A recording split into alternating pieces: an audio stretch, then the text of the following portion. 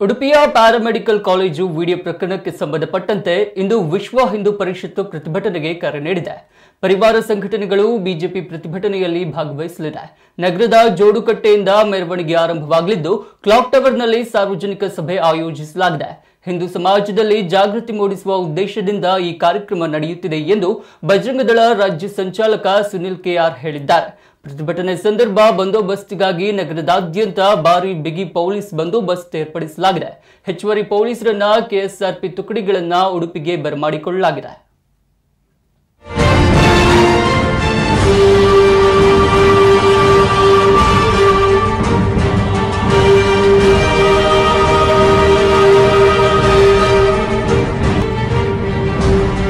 ದೇಶ ಕೇವಲ ಪ್ರತಿಭಟನೆ ಬಗ್ಗೆ ಇವತ್ತು ಪೊಲೀಸಿಗೆ ಎಫ್ಐಆರ್ ಆಗಿದೆ ಮತ್ತು ತನಿಖೆಗಳಾಗ್ತಾ ಇದೆ.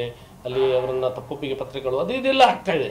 ಆದರೆ ಈ ಪ್ರತಿಭಟನೆ ಅನ್ನುವಂಥದ್ದು ಕೇವಲ ಪ್ರತಿಭಟನೆ, ಇದೊಂದು ಜಾಗೃತಿ, ಹಿಂದೂ ಸಮಾಜವನ್ನು ಜಾಗೃತಿ ಮಾಡಬೇಕಾದಂಥ ಇದೊಂದು ವ್ಯವಸ್ಥಿತ ಸಂಚು, ವ್ಯವಸ್ಥಿತ ಷಡ್ಯಂತ್ರ, ಇದೊಂದು ಜಿಹಾದ್. ಇದರ ಹಿಂದೆ ಏನು ಇದೆ ಅನ್ನೋದನ್ನು ತನಿಖೆ ಮಾಡಬೇಕು. ಮತ್ತು ಇವತ್ತು ಅನೇಕ ಶಾಲಾ ಕಾಲೇಜುಗಳಲ್ಲಿ ನಮಗೆ ಮಾಹಿತಿ ಬಂದಿದೆ, ಅಂದರೆ ಅವರು ಅಲ್ಲಿ ವಿದ್ಯಾರ್ಥಿನಿ ಹೇಳಿದ್ದಾರೆ ಇದು 6 ತಿಂಗಳಿಂದ ನಡೀತಾ ಇದೆ ಅಂತ. ಹಾಗಾದರೆ 6 ತಿಂಗಳು ನಡೀತಾ ಇರುವಂತಹ ವಿಚಾರದಲ್ಲಿ ಅಲ್ಲಿರುವಂಥ ಹೆಣ್ಮಕ್ಕಳ ವಿಡಿಯೋವನ್ನು ಮಾಡಿದರೆ, ಪ್ರವೇಶಿ ವಿಡಿಯೋನ ಮಾಡಿದರೆ, ಆ ವಿಡಿಯೋಗಳು ಯಾರಿಗೆ ಸೆಂಡ್ ಆಗ್ತಿದ್ವು, ಎಲ್ಲಿಗೆ ಹೋಗ್ತಿದ್ವು, ಇದನ್ನೆಲ್ಲ ನಾವು ಯೋಚನೆ ಮಾಡಬೇಕಲ್ಲ. ಅದಕ್ಕೋಸ್ಕರ ಹಿಂದೂ ಸಮಾಜವನ್ನು ಜಾಗೃತಿ ಆಗಬೇಕು. ನಾವು ಇಡೀ ಹಿಂದೂ ಸಮಾಜ, ಹೆಣ್ಮಕ್ಳು ಇರ್ಬೋದು ಅಥವಾ ಅಲ್ಲಿ ಹಿಂದೂ ಮಹಿಳೆ ಮಾತೆಯರು ಇರ್ಬೋದು, ಎಲ್ಲರೂ ಕೂಡ ಜಾಗೃತಿ ಆಗಬೇಕು. ಸಮಾಜವನ್ನು ಎಚ್ಚರಿಸುವಂಥ ಕೆಲಸವನ್ನು ನಾವು ಮಾಡ್ತೇವೆ. ಎಷ್ಟು ಜನ ಸೇರ್ತಾರೆ, ಹೇಗೆ ಏನಿರ್ತದೆ ರೂಪರೇಷೆ ಒಟ್ಟು ಪ್ರಮುಖ ಬೀದಿಗಳಲ್ಲಿ ಒಂದು ಜಾಥಾ ಇರುತ್ತೆ.